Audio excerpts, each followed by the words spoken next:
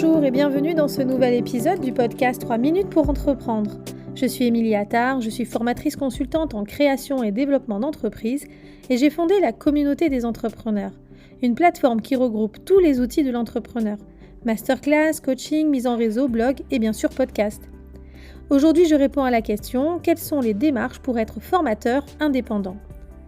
Devenir formateur, c'est d'abord avoir conscience que l'on a quelque chose à transmettre, des connaissances, une expérience.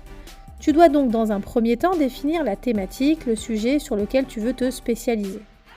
La profession de formateur nécessite donc une expertise très fine sur un sujet.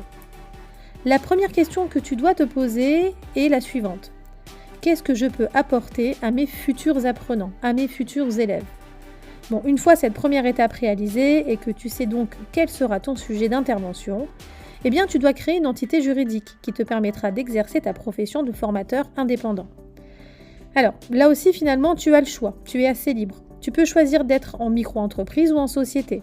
Tu dois pour faire ce choix te poser la question suivante. Qui seront mes futurs clients ? Oui, je sais, c'est toujours la même question qu'on se pose quand on veut entreprendre.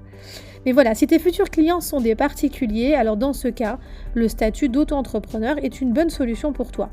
En revanche, si tes clients sont des professionnels, c'est-à-dire des entreprises, des centres de formation, alors dans ce cas, je te conseille de t'établir en société.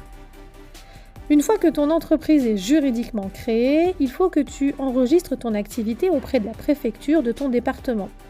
La préfecture va ainsi t'attribuer un numéro qui va te permettre d'être officiellement reconnu comme formateur indépendant. Bien entendu, pour obtenir ce numéro, tu vas devoir démontrer que tu es formateur pour être enregistré en tant que tel. Voilà, être officiellement enregistré en tant que formateur indépendant t'oblige donc à réaliser certaines formalités, notamment le bilan pédagogique et financier.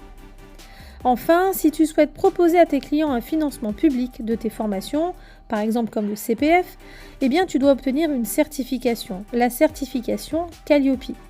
Cette certification, qui est délivrée par un certificateur indépendant, va garantir la qualité de tes processus de formation auprès de tes futurs clients. Est-ce que tu savais que la communauté des entrepreneurs était certifiée Calliope et que les formations que je propose sont donc finançables par le CPF ? Voilà, c'était une petite parenthèse.